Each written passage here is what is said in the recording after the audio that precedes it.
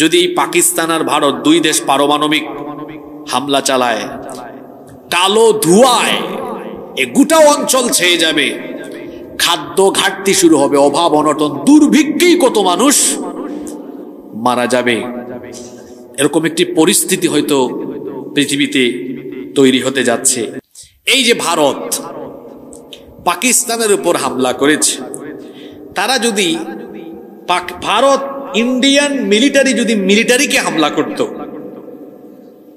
তাহলে আমরা বুঝতাম দেশে দেশে যুদ্ধ। কিন্তু তারা কাজটা করেছে কি আপনারা জানেন? গত রাতে যখন তারা অপারেশন সিন্দুর চালিয়েছে, তখন তারা বিভিন্ন স্থাপনার পাশাপাশি বেশ কয়েকটা মসজিদে হামলা চালিয়েছে। খেয়াল করে শুনেন কথা। হামলা চালানোর পরে আজকে তারা প্রেস কনফারেন্সে কি বলেছে, তাদের কথাগুলো খেয়াল করেন। তারা বলেছে, আমরা সন্ত্রাসীদের আস্তানা ভেঙে দিয়েছি। এখন আপনারা আমাকে জবাব দেন তো, মসজিদ কি সন্ত্রাস আর জঙ্গিবাদের আস্তানা? কথা বললেন না কেন? তাহলে তারা বিভিন্ন স্থাপনার পাশাপাশি মসজিদে হামলা চালিয়ে আবার বড় গলায় বলতেছে জঙ্গি আর সন্ত্রাসীদের আস্তানায় হামলা চালিয়েছে।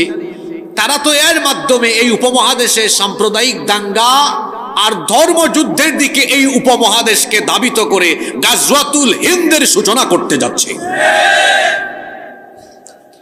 মনে করেন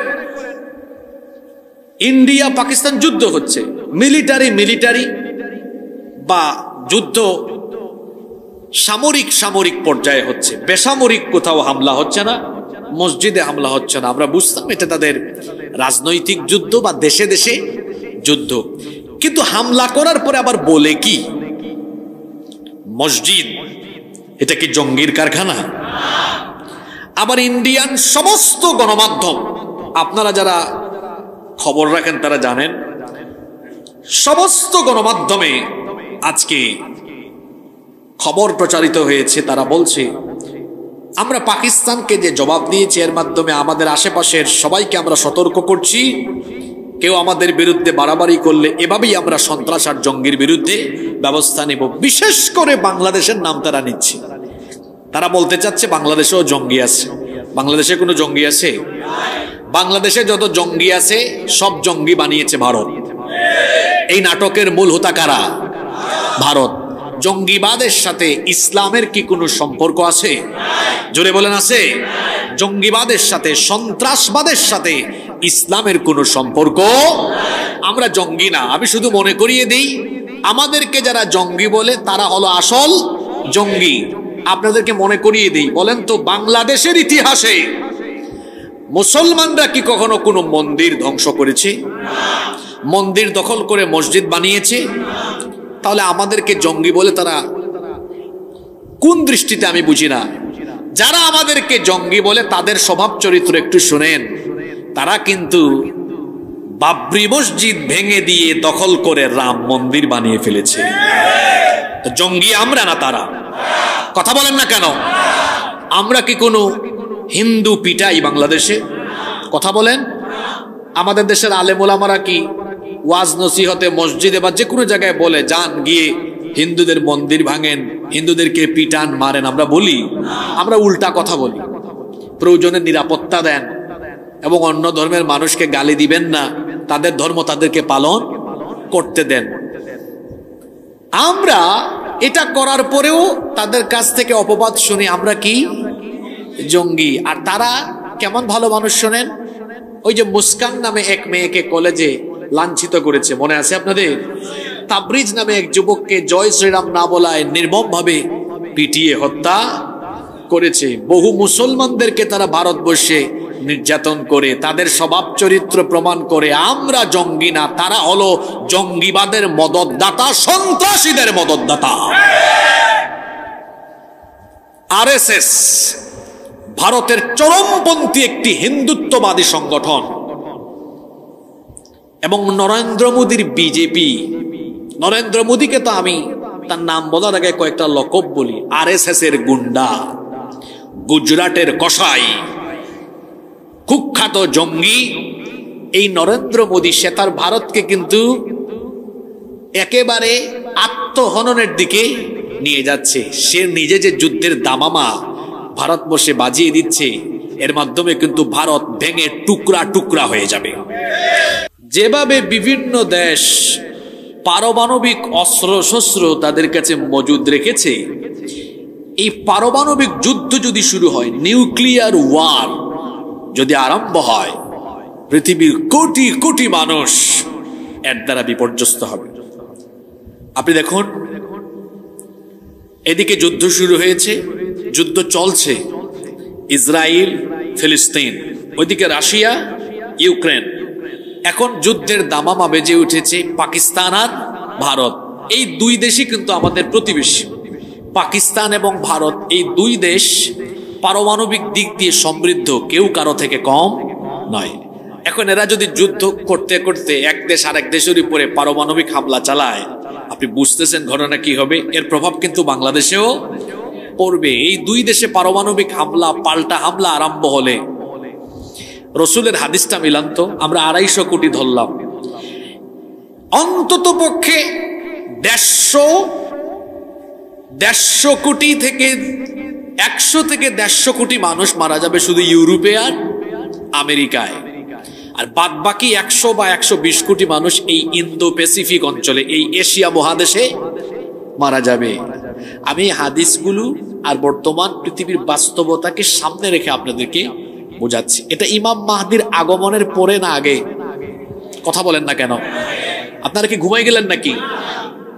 ইমাম মাহদির আগমনের আগে পৃথিবীতে মালহামা আরম্ভ হবে, মহাযুদ্ধ, বিশ্বযুদ্ধ, গোটা পৃথিবীব্যাপী ভয়ঙ্কর যুদ্ধ শুরু হয়ে যাবে এবং পৃথিবীর 3 ভাগের 1 ভাগ মানুষ, জোরে বলেন কি হবে? বর্তমান পৃথিবীতে যুদ্ধাবস্থা বিরাজ আছে না নাই?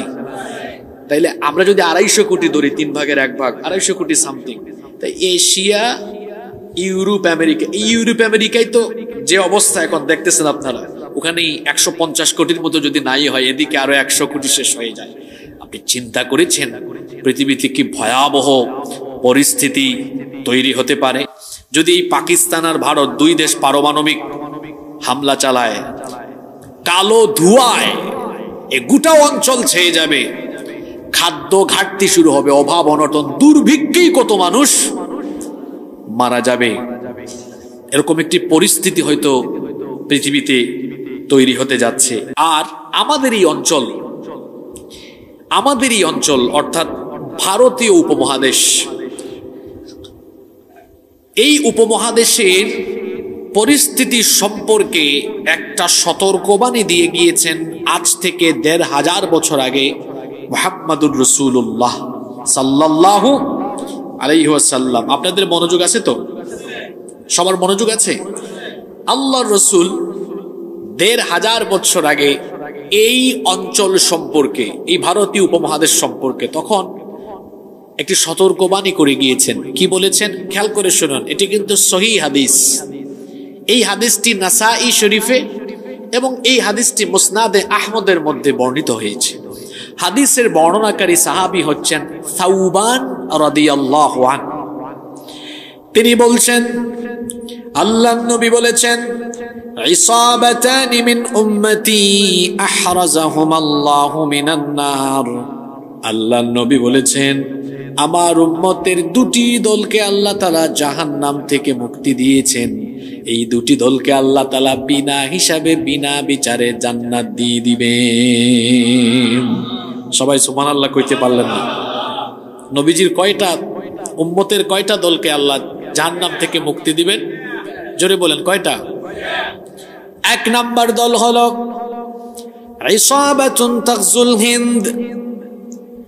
1 নাম্বার দল হলো ইসাবাতুন তাগজুল হিন্দ। আল্লাহর নবী বলেছেন, হিন্দুস্তানের বিরুদ্ধে যুদ্ধে যে সকল মুসলমান অংশ নিবে, যুদ্ধে অংশ নেওয়া প্রত্যেকটি মুসলমানকে আল্লাহ তাআলা জাহান্নাম থেকে মুক্তি দিয়ে দিবেন। যুদ্ধে শহীদ হওয়া না অংশ নেওয়া? সবাই তো বললেন না। শহীদ হওয়া না অংশ নেওয়া? অংশ নেওয়া। প্রত্যেককে আল্লাহ জাহান্নাম থেকে মুক্তি দিয়ে বিনা হিসাবে, বিনা বিচারে আল্লাহ জান্নাত দিয়ে দিবেন। 1 দুইটা দল না? 2 নম্বর কোন দল? আল্লাহর নবী বলেছেন 2 নম্বর দল হলো ওয়া ইসাবাতুন তাকুনু মা'a ঈসা ইবনে মারইয়াম আলাইহিস সালাম। আরেক দল হলো ঈসা নবী যখন পুনরায় দুনিয়াতে আসবেন, ঈসা নবীর সাথী হয়ে যারা দাজ্জালের মোকাবেলা করবে, ঈসা নবীর সেই সকল সাথীদেরকেও আল্লাহ জাহান্নাম থেকে মুক্তি দিয়ে দিবেন। কয়টা দল? সবাই বলেন। এর মধ্যে প্রথম দল যারা কাদের বিরুদ্ধে যুদ্ধে অংশ নিবে? সবাই তো বললেন না। এটা 1500 বছর আগে বলেছেন কে? মুহাম্মাদুর রাসূলুল্লাহ সাল্লাল্লাহু আলাইহি ওয়াসাল্লাম। শুনেন শুনেন, খেয়াল করেন। আল্লাহর রাসূল যখন এই কথাটা বলেছেন, সাইয়্যিদিনা আবু বকর সিদ্দিক রাদিয়াল্লাহু আনহু তিনি এই কথা শুনে বললেন, ওগো আল্লাহর নবী, যদি হিন্দুস্তানের বিরুদ্ধে যুদ্ধে অংশ নেওয়া মুসলমানদেরকে আল্লাহ জাহান্নাম থেকে মুক্তি দিয়ে দেন, তাহলে আমি একটা কাজ করব। ফাইন আদরাকতুহা উনফিক ফিহা নাফসি ওয়া মালি। আমি এই যুদ্ধ যদি পাই, আমি আমার জান আর মাল দিয়ে লড়াই করব। সুবহানাল্লাহ কইতে পারলেন না? ঘুমাই গেছেন নাকি? এতটুকু বলে তিনি শেষ করেন নাই। তিনি বলছেন ফাইন উকতাল কুনতু মিন আফদালিশ শুহাদা। এই যুদ্ধে যদি আমি শহীদ হয়ে যাই, আমার কোনো আফসোস নাই। এই যুদ্ধে শহীদ হলে আমি চেষ্টা করব শ্রেষ্ঠ শহীদের মর্যাদা লাভ করার। সুবহানাল্লাহ। ওয়া ইন আরজি, আর আমি যদি যুদ্ধ থেকে ফিরে আসি, গাজী হই, আমি যদি শহীদ না হই, ফাআনা আবু হুরায়রা আল মুহাররার, তাহলে তো আবু হুরায়রা জাহান্নাম থেকে মুক্তি প্রাপ্তদের কাতারে থাকবে। সুবহানাল্লাহ। শহীদ হলেও লাভ আছে, শহীদ না হলেও। শহীদ হলে তো শহীদ। শহীদদের মর্যাদা আপনারা জানেন। শহীদদের কাছ থেকে আল্লাহ কোনো হিসাব নেন না, আল্লাহ তাদের কাছ থেকে কোনো বিচার নেন না, বিচার করেন না। বিনা বিচারে বিনা হিসাবে আল্লাহ শহীদদেরকে জান্নাত দিয়ে দেন। তা আবু হুরায়রা রাদিয়াল্লাহু আনহু বলছেন, আমি যদি যুদ্ধ পাই শহীদ হব, শুধু শহীদ না, শ্রেষ্ঠ শহীদের মর্যাদা নেওয়ার চেষ্টা করব। আর যদি ফিরে আসি তাও আফসোস নাই, তাহলে তো আমি জাহান্নাম থেকে মুক্তি প্রাপ্তদের কাতারে শামিল হয়ে গেলাম। সুবহানাল্লাহ। সম্মানিত উপস্থিতি, এই যে রাসূল এখানে গাজওয়াতুল হিন্দের আভাস দিয়েছেন, নবীজির সময়ে এই হিন্দ বলতে তিনি কোন কোন অঞ্চলকে বুঝিয়েছেন? মুহাদ্দিসিনগণ এই হাদিসের ব্যাখ্যায় বলেছেন, বাংলাদেশ, ভারত, পাকিস্তান, নেপাল, শ্রীলঙ্কা, ভুটান, পাকিস্তান, আফগানিস্তান, এই পুরো অঞ্চলকে রাসূলের জামানায় হিন্দ বলে সম্বোধন করা হতো। কি বলে? হিন্দ, অর্থাৎ ভারত উপমহাদেশ বলে সম্বোধন করা হতো। নবীজি বলে গিয়েছেন, কিয়ামতের আগে এই অঞ্চলে একটি ভয়াবহ যুদ্ধ আরম্ভ হবে মূর্তি পূজারীদের বিরুদ্ধে। মুসলমানরা একটি ভয়াবহ যুদ্ধে লিপ্ত হবে, আর এই যুদ্ধে মুসলমানরা 3 দলে ভাগ হয়ে যাবে। ঘুমাই ঘুমাই শুনতেছেন নাকি? খেয়াল করে শোনেন। এই ভয়াবহ যুদ্ধে মুসলমানরা 3 ভাগে ভাগ হবে, 3 দলে ভাগ হবে। বলেন তো কয় দলে? খেয়াল করে শোনেন। এই 3 দল কিন্তু আপনাদের এলাকায় আছে। আজকে আমি আপনাদের এলাকায় আসার সময় গাজওয়াতুল হিন্দ নিয়ে রাসূলের একটা হাদিস যখন ফেসবুকে পোস্ট করি, অনেক ফেসবুক মুফতিরা আমাকে গালিগালাজও করছে। গালিগালাজ তো করবে, ওর তো জ্ঞানের দৌরাত্ম্য ততটুকু। কারণ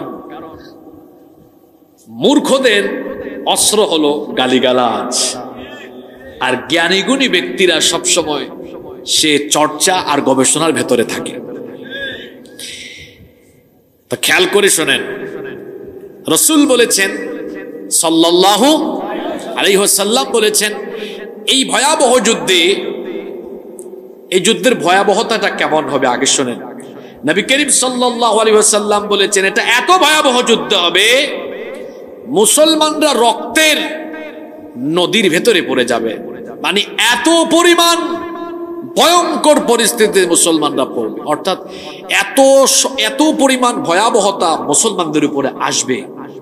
এই যুদ্ধে মুসলমান 3 দলে ভাগ হবে। কয় দলে? এক দল প্রথম দল মুশরিকদের ভয়ে যুদ্ধের ময়দান থেকে পালিয়ে চলে যাবে। তারা মুশরিকদের সামনে যুদ্ধে দাঁড়াবে, তারা বলবে আমরা এদের সাথে পারবো, সক্ষমতা নাই, পারবো না, বড় দেশ, সংখ্যা বেশি, এরকম দুর্বল হয়ে এরা বাদ পড়ে যাবে। দুই, এরা যুদ্ধে অংশ নিয়ে শহীদ হয়ে যাবে। তিন, আরেক ভাগ বেঁচে থেকে আল্লাহর উপর তাওয়াক্কুল করে লড়াই করবে এবং এদের হাতে আল্লাহ বিজয় দিবেন। এবং নবীজি বলেছেন এই উপমহাদেশে এই ভয়াবহ যুদ্ধের মধ্য দিয়ে ইসলাম বিজয়ী হবে, গোটা ভারতীয় উপমহাদেশ মুসলমানরা শাসন করবে। ঠিক না? সুবহানাল্লাহ পড়েন। কোন জায়গায় সুবহানাল্লাহ বলতে হয়, কোন জায়গায় আলহামদুলিল্লাহ বলতে হয়, আল্লাহু আকবার বলতে হয়, এটাও বুঝেন না। সম্মানিত উপস্থিতি, তো ভারত আর পাকিস্তানে যে যুদ্ধ শুরু হয়েছে, তো এটাই কি গাজওয়াতুল হিন্দ নাকি? আমি বলছি না যে এটাই গাজওয়াতুল হিন্দ, আমি জাস্ট হাদিস শরীফ থেকে হাদিসের উদ্ধৃতি টেনে এনে আপনাদেরকে বোঝাতে চাইলাম যে এই অঞ্চলে একটা যুদ্ধ হবে নাকি হবে না, এটা আমার কথা না, এটা বলেছেন মুহাম্মদুর রাসূলুল্লাহ সাল্লাল্লাহু আলাইহি ওয়াসাল্লাম। এটাই গাজওয়াতুল হিন্দ কিনা আমরা জানি না, তবে লক্ষণ কিন্তু ভালো না। লক্ষণ, আপনি বলবেন হুজুর আপনি লক্ষণ ভালো না কেন বলেছেন? তাহলে শোনেন, লক্ষণ ভালো না কেন বলেছি। এই যে ভারত পাকিস্তানের উপর হামলা করেছে, তারা যদি ভারত ইন্ডিয়ান মিলিটারি যদি মিলিটারিকে হামলা করত, তাহলে আমরা বুঝতাম দেশে দেশে যুদ্ধ। কিন্তু তারা কাজটা করেছে কি আপনারা জানেন? গত রাতে যখন তারা অপারেশন সিন্দুর চালিয়েছে, তখন তারা বিভিন্ন স্থাপনার পাশাপাশি বেশ কয়েকটা মসজিদে হামলা চালিয়েছে। খেয়াল করে শুনেন কথা। হামলা চালানোর পরে আজকে তারা প্রেস কনফারেন্সে কি বলেছে, তাদের কথাগুলো খেয়াল করেন। তারা বলেছে আমরা সন্ত্রাসীদের আস্তানা ভেঙে দিয়েছি। এখন আপনারা আমাকে জবাব দেন তো, মসজিদ কি সন্ত্রাস আর জঙ্গিবাদের আস্তানা? কথা বললেন না কেন? তাহলে তারা বিভিন্ন স্থাপনার পাশাপাশি মসজিদে হামলা চালিয়ে আবার বড় গলায় বলতেছে জঙ্গি আর সন্ত্রাসীদের আস্তানায় হামলা চালিয়েছে।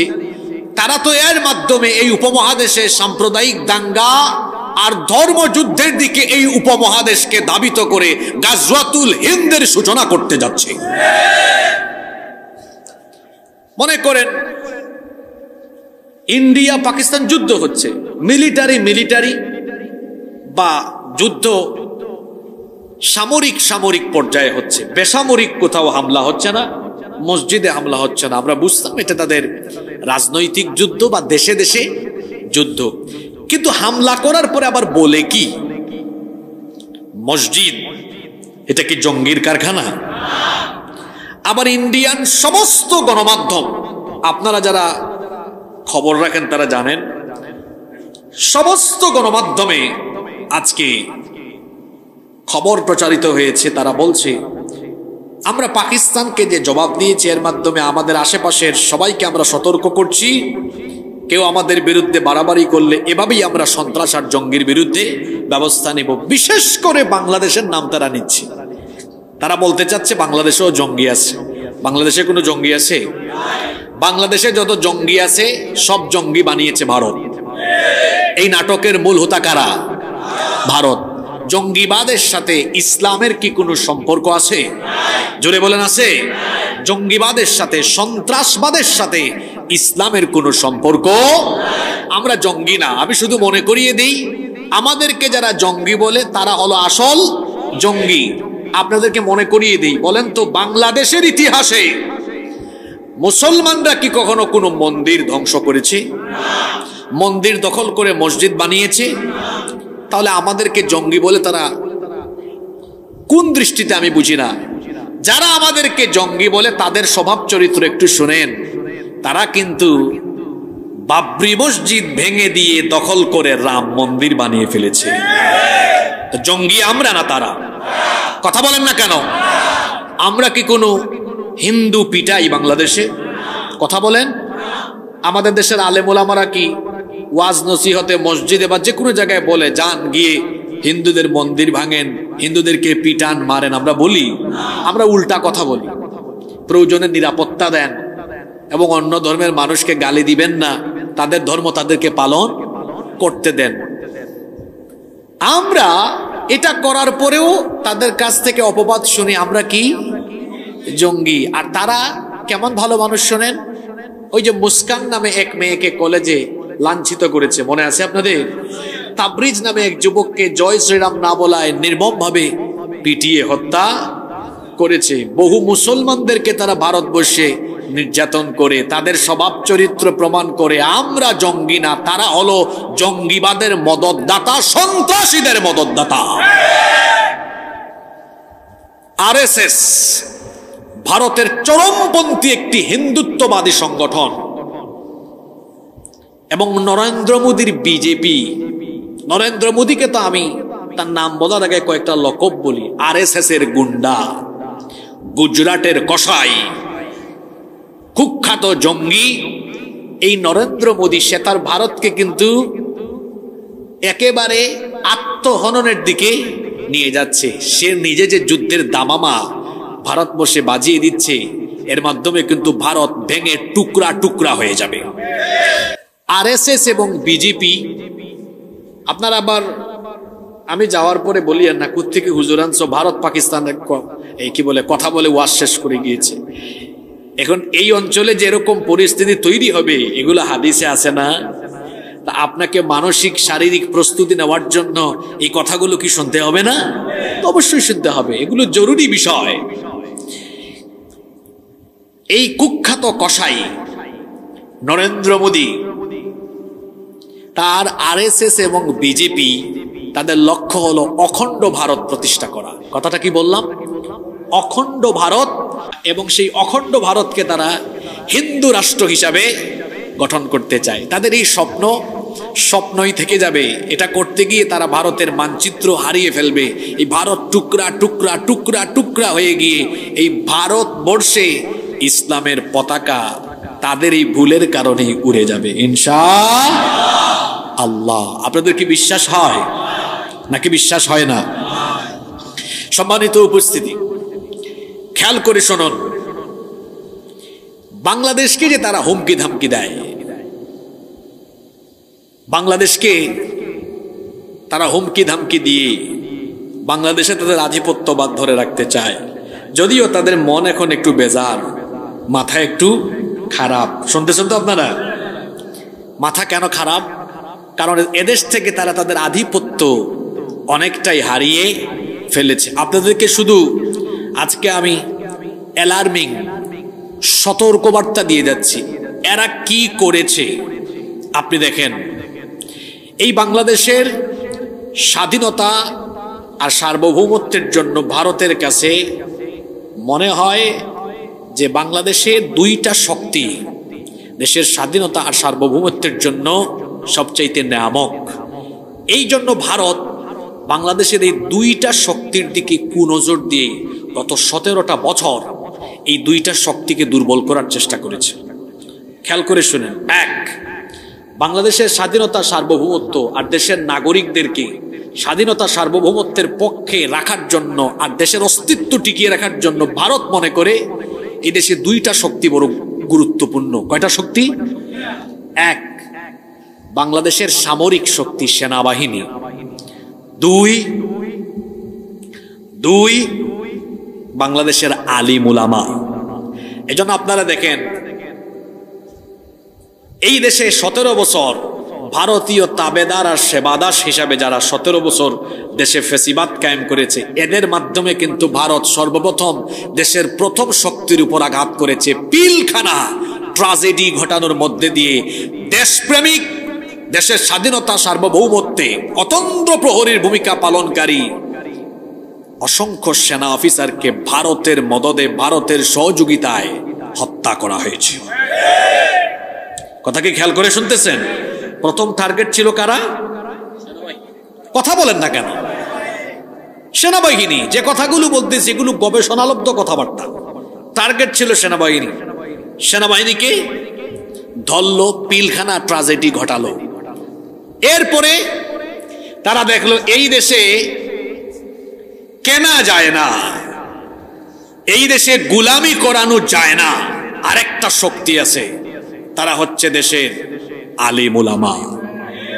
কিছু সংখ্যক আছে বিক্রি হয়ে যায়, এটা হাতে গোনা অল্প কয়েকজন। তো হাতে গোনা কয়েকজন দিয়ে তো গোটা আলেম সমাজকে আপনি পরিমাপ করতে পারবেন? কিছু আবুল ফজল সব জায়গায় থাকে। তারা দেখলো তাইলে ওই শক্তিটারও বিনাশ করতে হবে। এজন্য তারা কি করলো, তাদের সেবা দাস, তাদের পা চাটা গুলামদেরকে দিয়ে গত 17টা বছর ধরে আলেম উলামাদের উপরে নির্মম নির্যাতন তারা চালিয়েছে। যখন যে আলেমকে ইচ্ছা তাকে ধরে জঙ্গি নাটক বানিয়ে জঙ্গি হিসাবে জেলখানায় ভরে রেখেছে। আর আলেমদের মধ্য থেকে টার্গেট করেছে যে কারে কারে আগে ধরা দরকার। তারা দেখেছে ভারতীয় আধিপত্যবাদের বিরুদ্ধে যিনি সবচাইতে সোচ্চার কণ্ঠে কথা বলেন তিনি আর কেউ নন, তিনি এদেশের কোটি কোটি মানুষের হৃদয়ের স্পন্দন, শহীদ আল্লামা দেলাওয়ার হোসেন সাঈদী। প্রথম টার্গেট নিয়েছে কাকে? আল্লামা। আপনারা শুনতেছেন না ঘুমাই গেছেন? প্রথম টার্গেট নিয়ে আল্লামা সাঈদীকে গ্রেফতার করে তারা চেয়েছিল আল্লামা সাঈদীকে ফাঁসির মাধ্যমে হত্যা করবে, কিন্তু জনরোষের মুখে পড়ে তারা পারেনি। অবশেষে জেলখানায় চিকিৎসার নামে তাকে হত্যা করা হয়েছে। আপনার কি মনে হয় আল্লামা সাঈদীকে এমনি এমনি হত্যা করা হয়েছে? না, আপনি তাহলে ভুলের মধ্যে বসবাস করেন। ভারতকে খুশি করার জন্য পিলখানা হত্যাকাণ্ড সংগঠিত করা হয়েছে। ভারতকে খুশি করার জন্য আল্লামা সাঈদীকে হত্যা করা হয়েছে। ভারতকে খুশি করার জন্য এদেশের ইসলামী আন্দোলনের শীর্ষ নেতৃবৃন্দকে ফাঁসি দেওয়া হয়েছে। ভারতকে খুশি করার জন্য ইলিয়াস আলীকে গুম করা হয়েছে। আমার বাড়ি সিলেটে। ইলিয়াস আলী ভারতীয় আধিপত্যবাদের বিরুদ্ধে সোচ্চার ছিলেন। ভারতকে খুশি করার জন্য সালাউদ্দিন কাদের চৌধুরীকে হত্যা করা হয়েছে। বলেছিলাম ভারতীয় আধিপত্যবাদ প্রতিষ্ঠার জন্য হুমকি হিসাবে ভারত এদেশের কয়টা শক্তিকে টার্গেট করেছিল? কয়টা? এক, সেনাবাহিনী, এজন্য পিলখানা ট্রাজেডি। দুই, আলেম ওলামা টার্গেট করে বড় বড় আলেমদেরকে আগে হত্যা করেছে। এরপরে যাদেরকে হত্যা করা যায় না গুম করেছে, কাউকে ধরে নিয়ে চারিত্রিক অপবাদ দিয়েছে। এইরকম করে গত 17টা বছর আলেম ওলামাদেরকে নির্মম ভাবে নির্যাতন নিপীড়ন করা হয়েছে।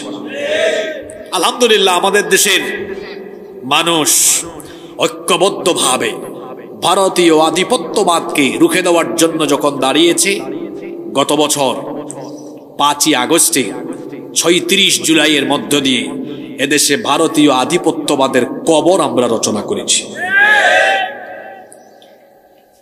এখন এখানে মাঠ গরম করা বক্তৃতার জন্য তো আমি আসি নাই। আমি আপনাদেরকে বোঝাতে চাচ্ছি পরিস্থিতি কোন দিকে যাচ্ছে।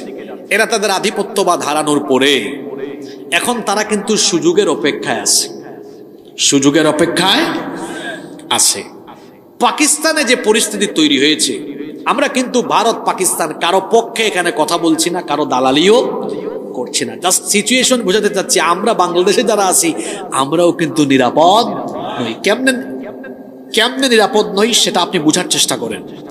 এই যে গত রাতে হামলা চালালো, এটার সূত্রপাত হয়েছে কোত্থেকে?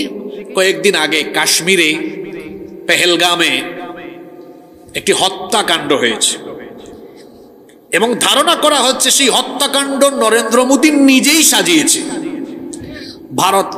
ভারত পাকিস্তানকে দোষারোপ করছে। যাই হোক, এটা তাদের নিজেদের ব্যাপার। এখন এরপরে ভারত যে হামলাটা চালালো, গত রাতের কথা বলছি, যদিও তারা দাবি করতেছে আজকে তারা সারা দেশে আনন্দ উল্লাস করেছে, কিন্তু আপনি দেখেন এমন এক যুদ্ধ বিমান নিয়ে তারা হামলা করেছে যে 5টা যুদ্ধ বিমান পাকিস্তান একেবারে মাটির সাথে মিশিয়ে দিয়েছে। আজকে আরেক খবর দেখলাম, আসলে দেখেন ওই আমেরিকা, তারপর আরো বিশ্বের কয়েকটা দেশ আছে, এরা কিন্তু মাঝখান দিয়ে কুটনামি করে আপনাকে লাগাই দিবে, লাগাই দেওয়ার দুই দলের কাছে অস্ত্র ব্যবসা করে, তারা কিন্তু রমরমা বাণিজ্য করে। তো ফ্রান্স আর রাশিয়ার যুদ্ধ বিমান দিয়ে গত রাতে ভারত হামলা চালিয়েছে, আর পাকিস্তান যেটা দিয়ে মোকাবেলা করেছে এটা চীনের তৈরি। এখন আজকের দিনের বেলা কি হয়েছে, রাশিয়া আর ফ্রান্সের তৈরি ওই যুদ্ধ বিমানের শেয়ার অবিশ্বাস্য আকারে দরপতন হয়েছে, কমে গিয়েছে, এগুলোর দামও কমেছে। আর চীনের এই যুদ্ধ বিমানের চাহিদা আর দাম এক লাফে বহুগুণ বেড়ে গিয়েছে। তা ঠিক কি বুঝে বললেন? আমি আপনাদেরকে বোঝানোর চেষ্টা করছি যে আমেরিকা বা আরো কয়েকটা দেশ আছে, সবার নাম বললাম না, আপনাকে লাগাই দিবে, মাঝখানটা বলবে ফাইট করো, তোরা আমার কাছে এটা আছে নাও, আমারে ডলার দাও। আর আমেরিকা হচ্ছে, আমি এটাকে একটু আঞ্চলিক ভাষায় বলি, এরা হচ্ছে বর্তমান পৃথিবীর সবচেয়ে বড় মিনমিন্না শয়তান। অস্ত্র ব্যবসা করবে, যুদ্ধে লাগাই দিবে, আর আপনার কাছে কি করবে? অস্ত্র বিক্রি করবে। সম্মানিত উপস্থিতি, আমি যে জায়গায় ছিলাম সেখানে চলে যাই।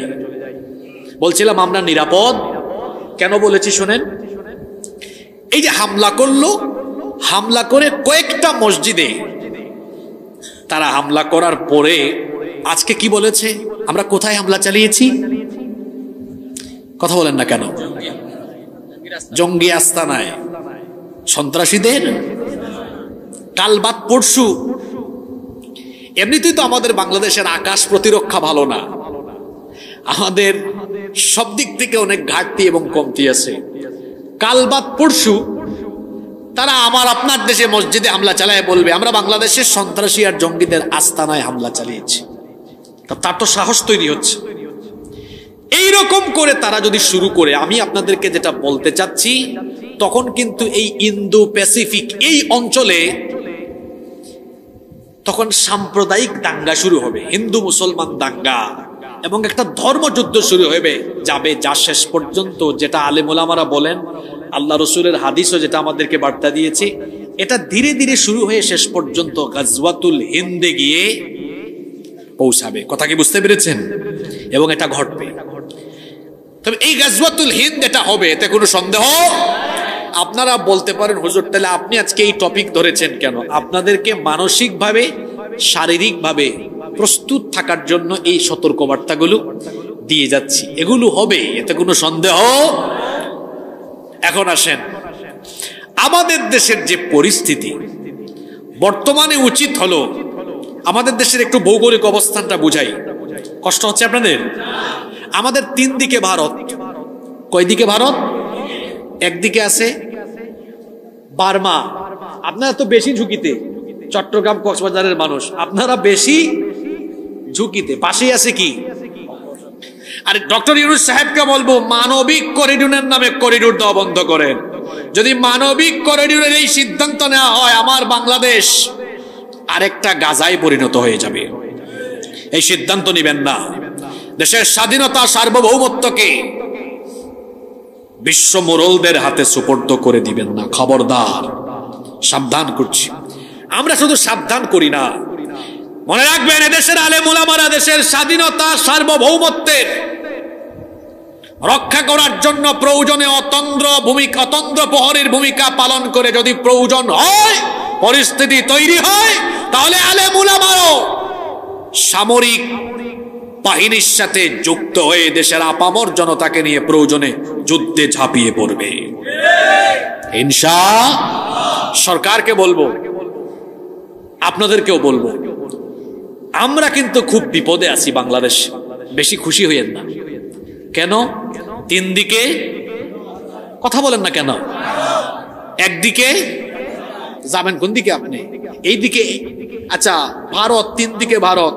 ভারত কি আমাদের বন্ধু না শত্রু? আমার দেশে যে ভারতীয় গুলামেরা মনে করে ভারত আমাদের বন্ধু, এরা এখনো পর্যন্ত অন্ধকার গোরের ভেতরে আছে। ভারত আমাদের বন্ধু। কেমনে বন্ধু নই বলি? আমাদের দেশের 56টা নদীর বুকের উপরে সে বাদ দিয়ে রেখেছে। কয়টা নদী? পদ্মার উপরে বাদ দিয়ে রেখেছে কে? কথা বলেন না কেন? মেঘনার উপরে, যমুনার উপরে, তিস্তার উপরে, সে আমার বন্ধু, তাই না? কথা বলেন না কেন? ও আমার দেশের পোর্ট বন্দর ব্যবহারের সুবিধা চায়, ট্রানজিট সুবিধা চায়, রেল সুবিধা চায়, ও সব নিতে জানে, দিতে জানে। অবশ্য কি দেয় জানেন? মাঝে মাঝে বন্যার পানি, সীমান্তে ফেলানির লাশ। এজন্য আমি এদের নাম দিয়েছি আনিস মিয়া। মানে আমাদের সিলেটে একটা আঞ্চলিক প্রবাদ আছে, মানে যে সব সময় নিয়ে আসে তারে বলে আনিস। আনিস তো ভারতের নাম আমি দিয়েছি আনিস মিয়া। দিবে না, শুধু কি করবে? তা সে কি আমার বন্ধু? সে বন্ধু হলে তো সে আমার 56টা নদীর উপরে বাঁধ, টিপাই মুখে বাঁধ। এটা কি বন্ধুর কাজ না শত্রুর কাজ? যারা বলে ভারত আমাদের বন্ধু, এরা হলো ভারতের পা চাটা গুলাম। এই গুলামদেরকে চিহ্নিত করতে হবে, কারণ এরা এই দেশের শত্রু। যারা ভারতীয় দূষর, এরা বাংলাদেশের শত্রু, এরা বাংলাদেশের মুসলমানদেরও শত্রু, এমনকি বাংলাদেশের জনগণের শত্রু। তিন দিকে ভারত, একদিকে ভারত আমাদের শত্রু। মিয়ানমারও আমাদেরকে বন্ধুর মতো না, শত্রুর মতোই দেখে। তাহলে বাংলাদেশের যে কোনো মুহূর্তে উভয় দিক থেকে হামলা হতে পারে না, বিষয়টা এমন না হতে। তা আপনাকে প্রস্তুতি নিতে হবে না?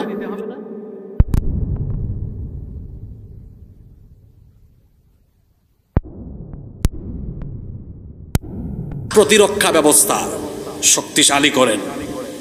এবং আমি বিশেষ করে সরকারকে অনুরোধ করব, রসুলের হাদিস বলছে, পৃথিবীর বাস্তবতা বলছে, ওয়াজ হওয়া দরকার বাস্তবসম্মত। রসুলের হাদিস বলছে, পৃথিবীর বাস্তবতাও বলছে, আগামীর পৃথিবীতে ইমাম মাহদী আগমনের আগে মহাযুদ্ধ সংগঠিত হবে। সুতরাং সরকারের এই মুহূর্তে উচিত কলেজে যাওয়ার পরে দেশের 18 বছর বয়সী সকল মানুষদের জন্য সামরিক ট্রেনিং বাধ্যতামূলক করে দেওয়া। সবাইকে যুদ্ধের জন্য প্রস্তুত থাকতে হবে, যেভাবে ইসরায়েলের ইহুদিরা করে। তাদের দেশে কিন্তু সবার ট্রেনিং নেওয়া আছে, জানেন আপনারা এটা? ইসরায়েলের ইহুদিরা তারা কিন্তু তাদের দেশে সবার জন্য সামরিক ট্রেনিং বাধ্যতামূলক করে দিয়েছে, সবাই, ছেলেও মেয়েও। তো আমার দেশে বিপদ বা আমাদের ঝুঁকি কম না বেশি? আপনাদের ঘুম চলে আসছে মনে হয়, তাই না? শেষ করে দিব নাকি? আমার দেশে বিপদ আছে কম না বেশি? ঝুঁকির মধ্যে আছে। যেহেতু আমরা ঝুঁকিতে আছি, সরকারকে বলবো নারী পুরুষ যুবক বৃদ্ধ সবাইকে ট্রেনিং এর ব্যবস্থা করে দিয়ে সকল জনগণ সর্বাবস্থায় যুদ্ধের জন্য প্রস্তুত থাকা লাগবে। কারণ এই অঞ্চলটা খুব সেনসিটিভ একটা অঞ্চল। আমরা যে অঞ্চলে আছি, এই ভারতীয় উপমহাদেশে ইন্দো প্যাসিফিক অঞ্চলে মহাযুদ্ধ সংগঠিত হবে বলেছেন মুহাম্মাদুর রাসূলুল্লাহ সাল্লাল্লাহু আলাইহি ওয়াসাল্লাম। তো এজন্য আপনার সক্ষমতা বাড়াতে হবে, প্রতিরক্ষা ব্যবস্থা, সামরিক দিক শক্তিশালী করতে হবে। এরপরে আসেন, যদি আমাদের প্রস্তুতি থাকে, খুব ছোট্ট দেশ আমাদের, খুব ছোট্ট দেশ, পাশের দেশ কিন্তু আমাদের চেয়ে 30 গুণ বড়। ছোট্ট দেশ, আমাদের জনসংখ্যাও কম। আপনারা ভাবতে পারেন হুজুর, মনে করেন আমাদের সরকার ব্যবস্থা করলো আর আমরা সারা দেশের মানুষ প্রস্তুত হলাম, সামরিক ট্রেনিংও নিলাম, আকাশ প্রতিরক্ষা ব্যবস্থা, তারপরে সামরিক দিক সব শক্তিশালী হলো, তারপরেও কি আমরা পারবো? কারণ ওদের তো অস্ত্র বেশি, ওদের মিলিটারি বেশি, ওদের পপুলেশন জনসংখ্যা বেশি, ওদের কাছে এমন অনেক কিছু আছে যা আমাদের কাছে নাই। আপনারা ভয় পাবেন না, আমাদের কাছে এমন একটা জিনিস আছে যেটা ওদের কাছে। বলেন তো দেখি সেটা কি? হ্যাঁ, ধরতে পেরেছেন, জুড়ে বলেন, সেটার নাম কি? আমাদের ঈমান আছে, ওদের ঈমান। ঈমানদারদের সাথে একজন আছেন। এত আস্তে বললেন? কোরআন শরীফ হাতে নিলাম তো, ঈমানদারদের সাথে যে আল্লাহ আছেন। এবার চলেন একটু কোরআন শরীফে ঢুকি। এতক্ষণ তো হাদিস শোনাইছি আপনাদেরকে, এই অঞ্চলে যুদ্ধ হবে। এবার একটু কোরআন থেকে দেখাই যে ঈমানদাররা যখন দাঁড়ায় কেমনে আল্লাহ তাদেরকে সাহায্য করেন। মনোযোগ আছে আপনাদের? ভয় পাবেন না। এই যুদ্ধে আমি আগেই বলেছি, এই অঞ্চলে একটা যুদ্ধ হবে। এই অঞ্চল বলতে আমি এই গোটা উপমহাদেশ বুঝিয়েছি। এখানে মুসলমানরা কয় দলে ভাগ হবে? এক। একটু সংক্ষেপে বলেন। পলাতক, পলাতক দল কোন দল? 2 শহীদি দল, 3 বিজয়ী দল। 1 নম্বরে থাকতে কে কে রাজি আছেন? হাত তুলেন। হয় দেখেন, পলাতক দলের মানুষ পাইছি, পলাতক দলের বহুত মানুষ পাওয়া গেছে। কিও ভাই, আপনারা কি পলাতক দলে থাকবেন? কি বুঝে হাত তুলছেন আপনারা? এ তো গুরুস্থানে ওয়াজ চলে, সব ঘুমায় গেছে। আসলে আবেগে তুলে ফেলছে। মানে বিষয়টা হয়েছে এমন, এরা এখনই গাজওয়াতুল হিন্দের জন্য রেডি, যেন কি করতে হবে বুঝে নাই। এরা ভাবছে হুজুর এখনই ডাক দিয়ে ফেলছে। আলহামদুলিল্লাহ, অসুবিধা নাই। আল্লাহ আমাদের বাইরেরটা নেন না, আল্লাহ ভিতরেরটা নেন। সুবহানাল্লাহ। 1 নম্বর দল পলাতক, যারা পালায় যাবে, এরা ভয় পাবে। আমরা কি ওই দলে? বীর পুরুষের মতো বলেন, আমরা কি ওই দলে? তাহলে আমরা কোন দলে? হয় শহীদ, নয় উহারা চাহুক। ওই যে আমার জাতীয় কবি বলেছেন, উহারা চাহুক দাসের জীবন, আমরা শহীদি দরজা চাই। নিত্য মৃত্যু ভিতরা, মোরা মৃত্যু কোথায় খুঁজে বেড়াই। আল্লাহু আকবার। আমরা কি মৃত্যুকে ভয় পাই? কোনো ভয় নাই আমাদের। আমরা জানি একদিন মরতে হবে, আমরা মৃত্যুকে ভয় পাই না। আর সেটা যদি শাহাদাতের মৃত্যু হয়, তাহলে এটা তো আমাদের জীবনের শ্রেষ্ঠ পাওনা হয়ে যাবে। সুবহানাল্লাহ। ওরা মৃত্যুকে কিন্তু ভয় পায়, আর আমরা মৃত্যুকে ভয়, আমরা মৃত্যুকে ভয় পাই না। সম্মানিত উপস্থিতি, বলছিলাম ভয় পাইয়েন না। ওদের কাছে যদি সব থাকেও অসুবিধা নাই। আমাদের কাছে এমন এক জিনিস আছে যা ওদের কাছে, সেটা কি? এটা থাকার কারণে, এটা যার কাছে থাকবে তাদের সাথে থাকবেন কে? এটা কার ওয়াদা? যাদের ইমানের ব্যাটারি দুর্বল হয়ে গিয়েছে, আজকে বাড়ি গিয়ে কোরআন শরীফ পড়বেন, দেখবেন ইমান তাজা করে দিবেন কে? কোরআন। এটা মানুষের ইমান বাড়ায় না কমায়? কোরআনুল কারীমের 8 নম্বর সূরা সূরাতুল আনফালের 65 নম্বর আয়াতে আল্লাহ তাআলা 64 নম্বর আয়াত থেকে আল্লাহ বলছেন, ইয়া আইয়ুহান নাবিয়্যু হাসবুকাল্লাহু ওয়া মানিত্তাবা'আকা মিনাল মুমিনিন। আল্লাহ তাআলা বলছেন, হে নবী, হাসবুকাল্লাহু ওয়া মানিত্তাবা'আকা মিনাল মুমিনিন। আপনার জন্য আর আপনার অনুসারী মুমিনদের জন্য যিনি যথেষ্ট, গলার আওয়াজ বড় করে বলেন তিনি কে? মুমিনদের সাথে আল্লাহ আছেন, তিনি তাদের জন্য যথেষ্ট।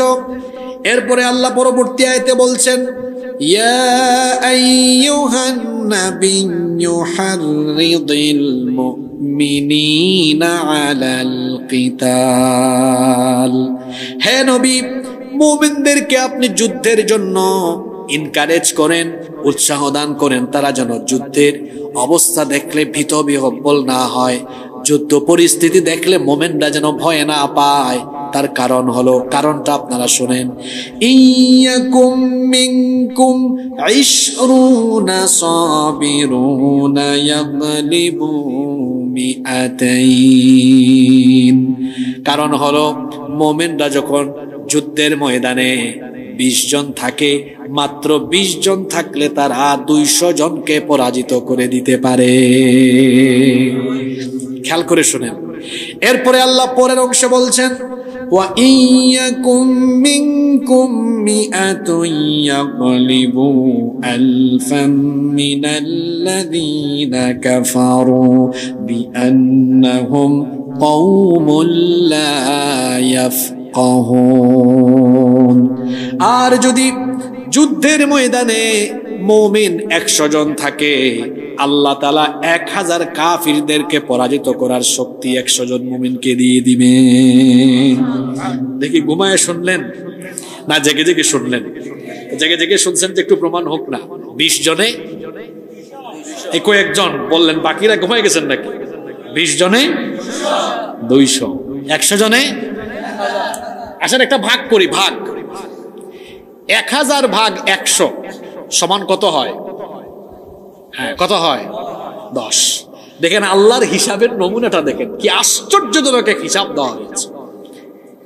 1000 ভাগ 100 সমান 10, 200 ভাগ 20 সমান কত? কে বলছে 20? ভালো করে ভাগ করেন। 10 না, 10 20-এ কত হয়? তাহলে 1000 ভাগ 100 সমান 10, 200 ভাগ 20 সমান, দেখছেন হিসাবটা কেমনে মিলছে? ভাগফল 1, ভাগফল কিন্তু একরকম। আল্লাহ বলছেন 20 জন 200 জনকে পরাজিত করতে পারে, 100 জন 1000কে পরাজিত করতে পারে। মুমিনদের শক্তি বাড়িয়ে দেন কে? 1000 100, 20 জনে 200, ভাগফল হয় একরকম না দুই রকম? ভাগফল কত হয়? 10 মানে কি? মানে হলো আল্লাহ এই আয়াত দ্বারা বোঝাতে চাচ্ছেন যুদ্ধের সময় মুমিনরা একা না, মুমিনদের সাথে থাকেন কে?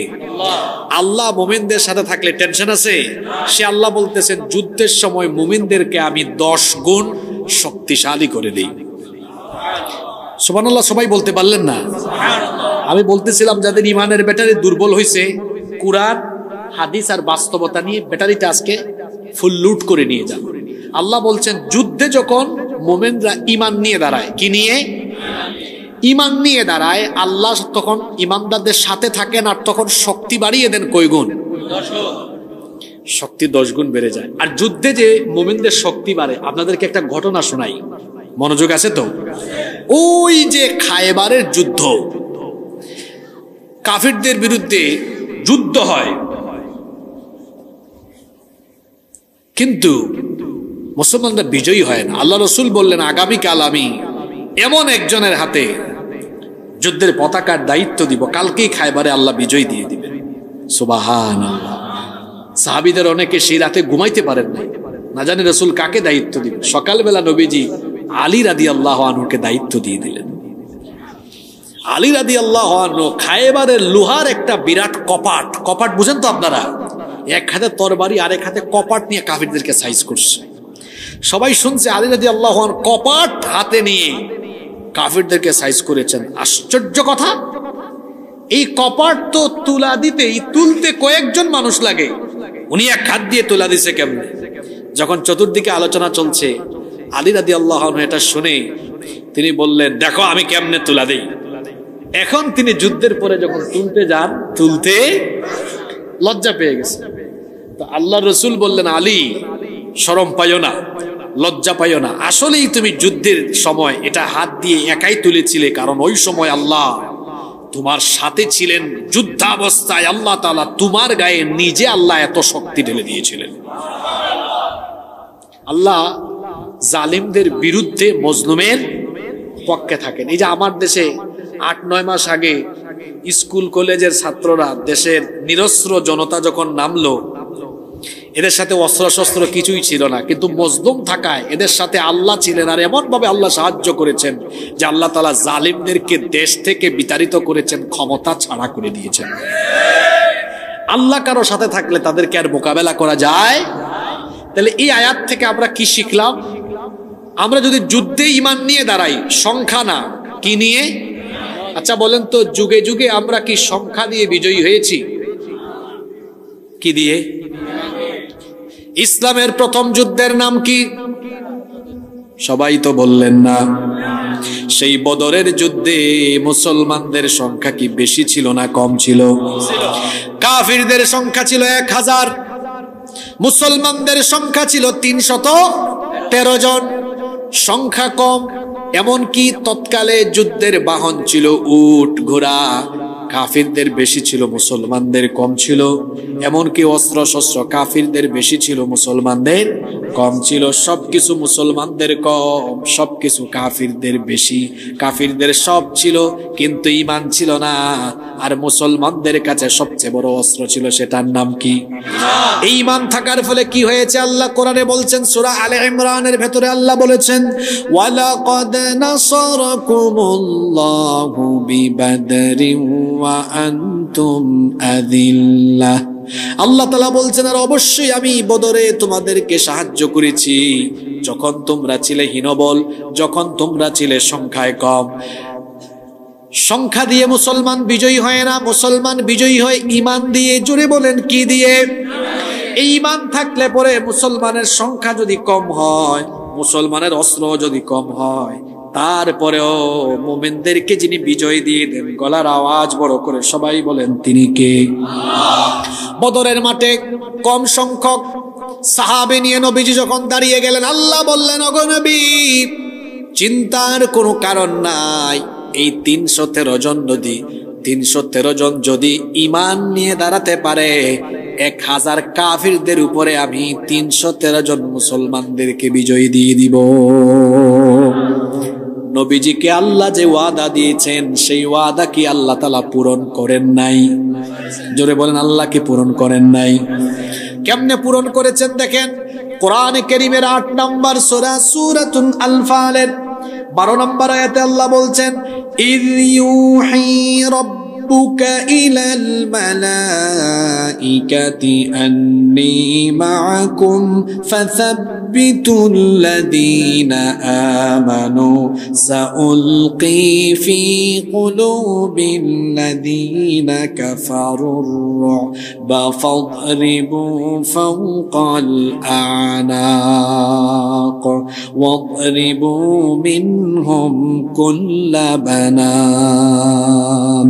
আল্লাহ তাআলা বলছেন, স্মরণ করো যখন তোমার রব ফেরেশতাদেরকে ডেকে বললেন, আন্নী মাআকুম, নিশ্চয়ই আমি তোমাদের সাথে আছি, যাও বদরের মাঠে যাও, ফাসাব্বিতুল লাযীনা আমানু, ঈমানদারদেরকে সাহায্য করো যাতে তারা যুদ্ধের ময়দানে ইস্তেকামত থাকতে পারে, অবিচল থাকতে পারে। আল্লাহ তার নবীকে বললেন, সাউলকি ফি কুলুবিল লাযীনা কাফারুর রু'ব, ওগো নবী, কাফেরদেরকে পরাজিত করার জন্য প্রথমে আমি তাদের অন্তরে ভয় সৃষ্টি করে দিব। আর ফেরেশতা পাঠিয়েছি, ফেরেশতাদেরকে আল্লাহ আদেশ দিয়েছেন, ও আল্লাহ তাআলা ফেরেশতাদেরকে আদেশ দিলেন, ফাদরিবু ফাওকাল আনাক। শব্দ চয়নের নমুনা দেখেন, ফাদরিবু ফাওকাল আনাক। আল্লাহ ফেরেশতাদেরকে বললেন, যাও গিয়া কাফিরদের ঘাড়ের উপরে, গর্দানের উপরে আঘাত করে শরীর থেকে মাথাটাকে আলাদা করে দাও। আল্লাহু আকবার বলবেন না? হ্যাঁ, আপনারা কি বুঝতেছেন? এই হুকুম ফেরেশতাকে দিচ্ছেন কে? কোন যুদ্ধে? কোন যুদ্ধে? কোন যুদ্ধে? যাও কাফিরদের গর্দানের উপরে আঘাত করো, শরীর থেকে মাথাকে আলাদা করো। আবু জেহেলের ছেলে, কার ছেলে?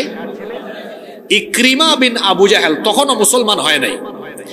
সে বলতেছে, বদরের যুদ্ধের দিন আমরা তো 1000 ট্রেনিং প্রাপ্ত যোদ্ধা, অস্ত্র শস্ত্র নিয়ে ঝাঁপিয়ে পড়তে যাচ্ছি, মুসলমানদেরকে কচুকাটা করে দিব। হঠাৎ করে দেখি আমরা কোথা থেকে সাদা সাদা কাপড় পরিহিত, শুভ্র সুন্দর চেহারা বিশিষ্ট কারা জানি তুফানের গতিতে এসে আমাদের নেতৃবৃন্দের শরীর থেকে মাথাকে আলাদা করে দিয়েছে। এরা ছিল আল্লাহর, জোরে বলেন আল্লাহর। যুগে যুগে আমরা কি সংখ্যা দিয়ে বিজয়ী হয়েছি না আল্লাহর সাহায্যে? শোনেন, এই অঞ্চলেও যদি যুদ্ধ আরম্ভ হয়, আমাদের প্রস্তুতি থাকা লাগবে। যেটা আগে বলেছে, আকাশ প্রতিরক্ষা ব্যবস্থা, সামরিক দিককে শক্তিশালী করা, এগুলোর পরে আমরা যখন দাঁড়াবো আর ঈমান থাকবে। ওই যে বলছিলাম আল্লাহ রাসূলের হাদিস, এখানে ভয়াবহ যুদ্ধ হবে, এক ভাগ পলাতক দল, 3 দল হবে এখানে। কয় দল? পালায়া যাবে, আরেক দল শহীদ হয়ে যাবে। কোটি কোটি মানুষ, কোটি কোটি মুসলমান শহীদ হবে, অল্প কিছু বেঁচে থাকবে। আল্লাহর কোরআন, রাসূলের হাদিস থেকে বলছি, এরা যখন ঈমান নিয়ে দাঁড়াবে, আমার মন বলছে আল্লাহ তখন আসমান থেকে ফেরেশতা পাঠায়া কাফির কুফফারদেরকে সাইজ করে আল্লাহ এই অঞ্চলে মুসলমানদেরকে বিজয় দিবেন। এই অঞ্চলে গাজওয়াতুল হিন্দ যখন আরম্ভ হবে, ভারতের মানচিত্র টুকরা টুকরা হয়ে গিয়ে দিল্লিতে কালেমার পতাকা উড়াইয়া দেওয়া হবে। এটা ঘটবেই ঘটবে, এতে কোনো সন্দেহ।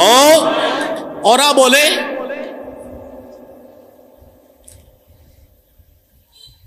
এক ব্যাংমার্কা সাংবাদিক, একজন না, এরকম কয়েকজনই আছে, বিশেষ করে একটা আছে, এটা ইউটিউব ভিত্তিক সংবাদ চ্যানেল, পশ্চিমবঙ্গে রিপাবলিক বাংলা, ময়ূখ রঞ্জন একটা আছে না, ব্যাং যেমন লাফায় ও খালি লাফায়। থাকবে না বাংলাদেশটা, তোর বাপের দেশ, এটা থাকবে না। এদেশের মানচিত্রের দিকে কেউ যদি চক্ষু বাড়ায়, এদেশের মুসলমানরা, শুধু মুসলমান নয়, এদেশের জনগণ সবাই, এদেশের সকল নাগরিক ঐক্যবদ্ধ হয়ে সেই চক্ষুকে আমরা উপড়ে ফেলে দিব। এদেশের মানচিত্রের দিকে কেউ কালো হাত বাড়ালে সেই হাত আমরা ভেঙে চুরে টুকরা টুকরা করে দিব ইনশাআল্লাহ। ভয় পাবেন না। কোরআন বলছে যে কোনো যুদ্ধে মুসলমান ঈমান নিয়ে দাঁড়ালে বিজয় দেন কে? জুড়ে বলেন, বিজয় দেন কে? তো ঈমান দেখি দুর্বল হয়ে গিয়েছে, বিজয় দিবেন কে? কোন যুদ্ধে মুসলমানরা সংখ্যা দিয়ে বিজয়ী। আপনারা ইসলামের ইতিহাস পড়বেন, জানবেন। আচ্ছা বলেন তো, আজকের যুগে মুসলমান বেশি না ওমর রাদিয়াল্লাহু আনহুর যুগে মুসলমান বেশি ছিল? আজকের যুগে। তা আজকের যুগে তো আমরা মুসলমান বেশি হয়েও অর্ধ পৃথিবী আমরা শাসন করতে পারতেছি না। আর ওমর রাদিয়াল্লাহু আনহুর যুগে মুসলমান কম থেকেও তারা শাসন করছেন কতটুকু অঞ্চল? কথা বলে না। তাহলে বোঝা গেল সংখ্যা কম থাকা সত্ত্বেও অর্ধ পৃথিবীকে কন্ট্রোলে নিয়ে নিয়েছে শুধুমাত্র আল্লাহর প্রতি দৃঢ় ঈমানের কারণে। আজকে 200 কোটি মুসলমান আছি আমরা পৃথিবীতে। কত নামে আছে, কামে। যে আজকে আমার একজন বলতেছে, হুজুর আপনারা যে খালি গাজওয়াতুল হিন্দের কথা বলেন, পাকিস্তান ভারতের যুদ্ধ কি আসলেই গাজওয়াতুল হিন্দ হতে পারে? কারণ কালকে তো দেখলাম এক মহিলা যে 3 জন সংবাদ সম্মেলন করেছে, একজনের নাম সুফিয়া কুরেশি, এটা তো মুসলমান আছে না? তার নামে মুসলমান হইলে হয়? যুগে যুগে বহু মুসলমান নামধারী লোক ইসলামের সাথে গাদ্দারি করেছে, করে নাই? তা আব্দুল্লাহ বিন উবাই এর নামাজ পড়তো কার পিছনে? কথা বলে না। কার পিছনে? রাসূলের পিছনে। দাওয়াত খাইতে যেত কার সাথে? এই ব্যক্তি উহুদের ময়দান থেকে 300 সৈন্য নিয়ে গাদ্দারি করে পালিয়ে গিয়েছে। আর মুনাফিক হচ্ছে মুসলমানদের মধ্যে সবচেয়ে মারাত্মক, এবং এরাই হচ্ছে ইসলামের বড় দুশ্মন। কাফির চিনা যায় কিন্তু মুনাফিক চিনা। কোরআন পৃথিবীর মানুষকে 3 ভাগে ভাগ করেছে। কয় ভাগে? 1 কাফির, 2 মুমিন, 3 মুনাফিক। এই 3 শ্রেণীর নামে কোরআনের 3টা সূরা আছে।